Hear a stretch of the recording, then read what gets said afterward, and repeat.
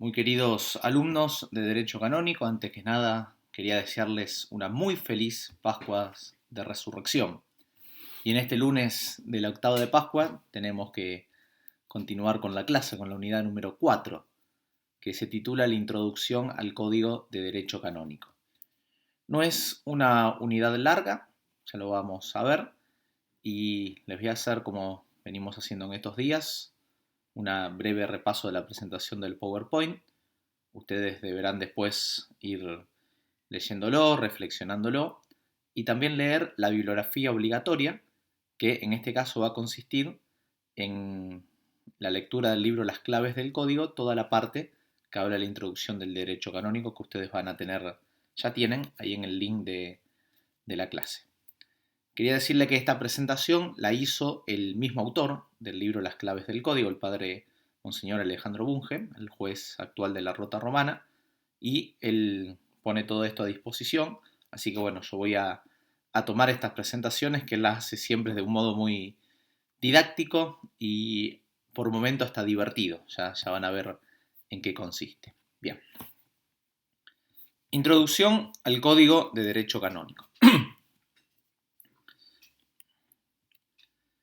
El Código de Derecho Canónico, como ustedes ya saben y conocen, ¿cómo está dividido?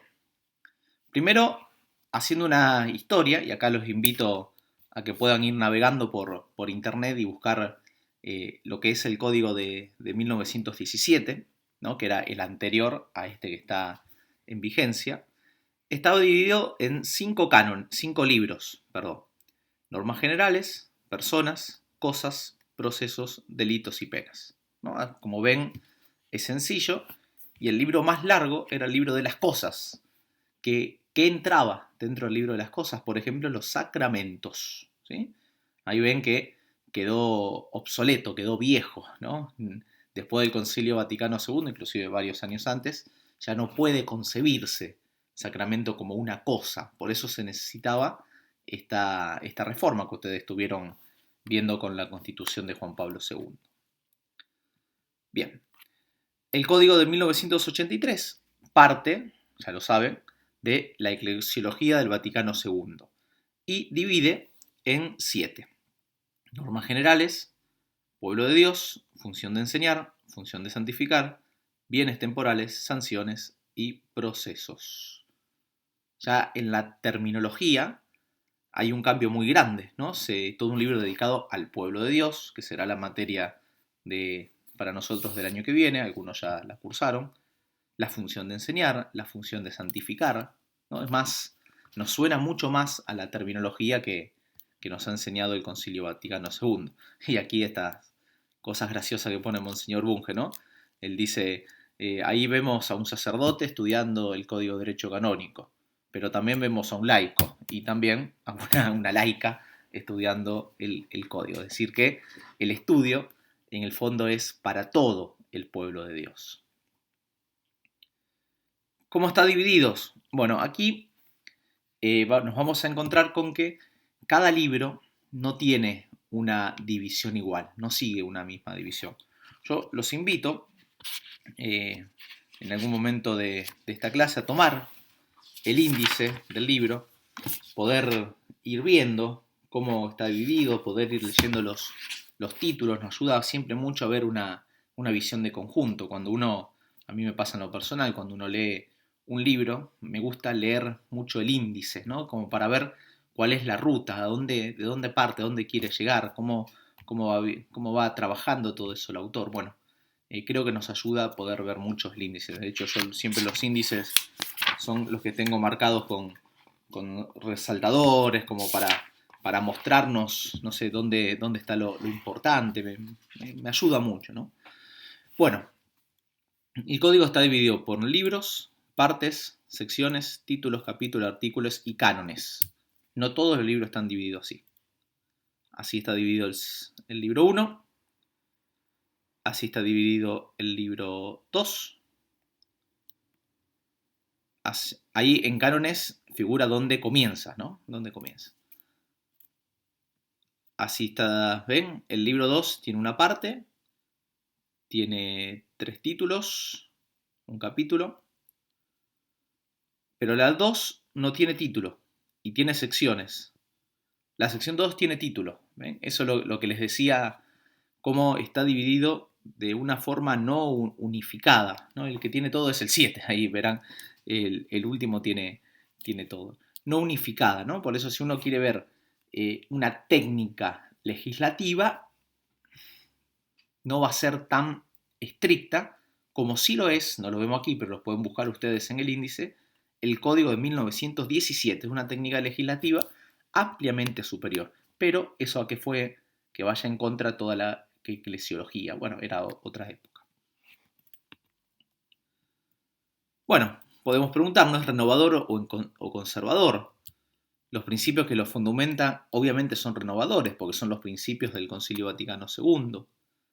La forma legal, la técnica jurídica es renovadora, porque partiendo de este Concilio Vaticano II, deja quizás de lado una forma más parecida al Estado, al derecho del Estado. Y el contenido legislativo, ahí podríamos decir que es innovador, van a encontrar todo lo partiendo de la eclesiología, pero es conservador, claro, tiene que mantener toda esa tradición de la iglesia, ¿no? Son logros. Ahí se dan de la mano el código anterior con el código nuevo. Los logros. En el libro ustedes van a encontrar un desarrollo muy interesante de todo esto, ¿no? Se buscaba conservar la índole jurídica del código, coordinar sin contradicción los fueros externos e internos, justicia y caridad, exhortaciones más que obligaciones. Si bastaba exhortar, ¿para qué obligar? Por ejemplo, los sacerdotes se nos exhorta a celebrar el santo sacrificio de modo diario, no se nos obliga. ¿No? ¿Se podría haber obligado? Sí. ¿El código anterior lo obligaba? Sí. Aquí se busca esto, llamar a la conciencia del fiel, partiendo de que es base, es base de la iglesia, entonces es parte de la iglesia, necesita vivir el ser pueblo de Dios.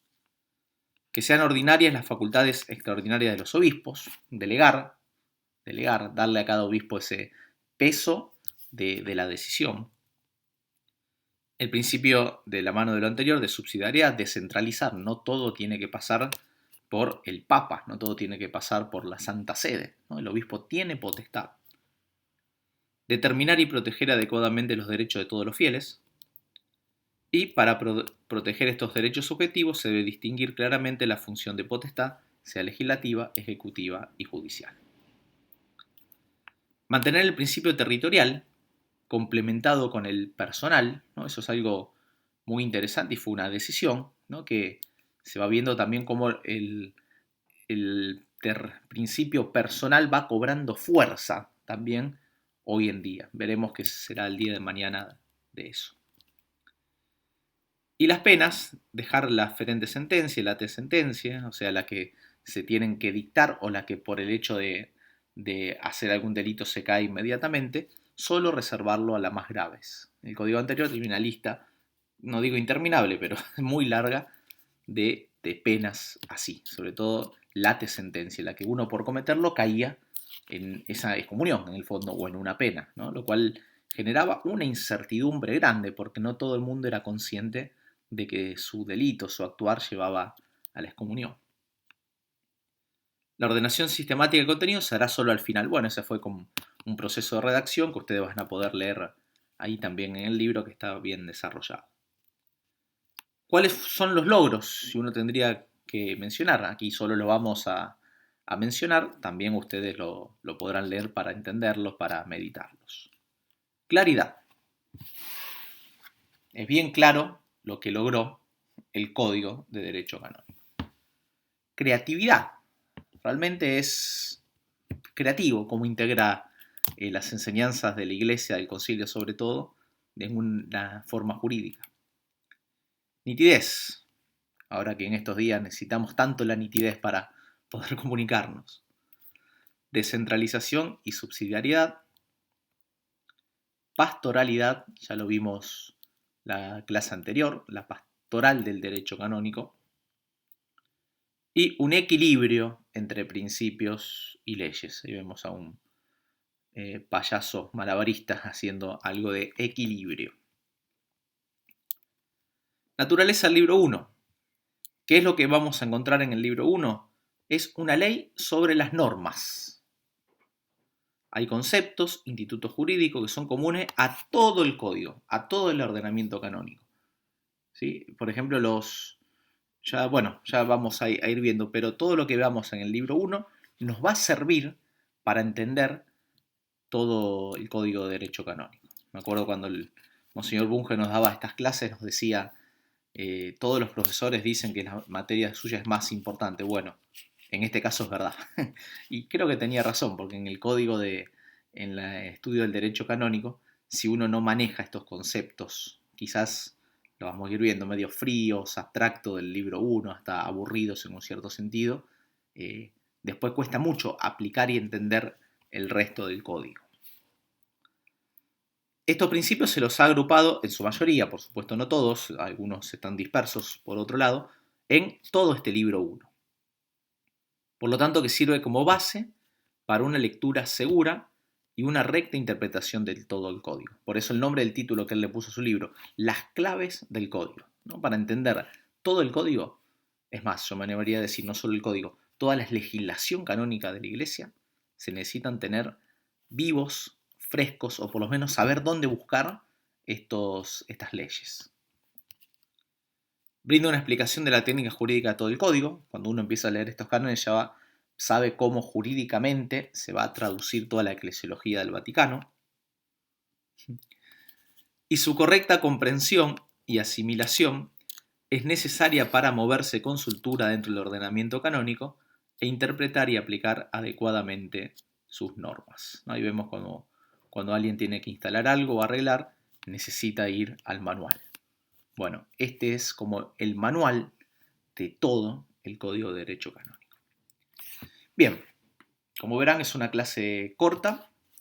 Yo los invito a, sobre todo, mirar el índice, hojear, en este caso, el libro de Derecho Canónico, ir al Código del 17 para poder chusmear un poco cómo estaba ordenado, qué es lo que hay ahí. No lo vamos a tratar, quizás cada tanto algunas cositas vayamos a decir, pero a eso te quiero invitar. Ahí tienen la bibliografía utilizada, la primera de ellas ustedes las tienen en el Classroom para poder leer y es obligatorio. Y para quien quiera profundizar, tienen dos libros que lamentablemente no están por internet, hay que buscarlos. El primero de ellos está en la biblioteca de la facultad, ya se podrá tener acceso. Bueno, esta es la clase de hoy. Espero que en este tiempo que tienen, que les sobra, van a llegar a leer bien. Tendrán que llegar del principio al final de las páginas 28 a 41 para respetar esta hora y media que tenemos de clase. Que el Señor los bendiga a todos y que Jesús resucitado sea siempre su alegría.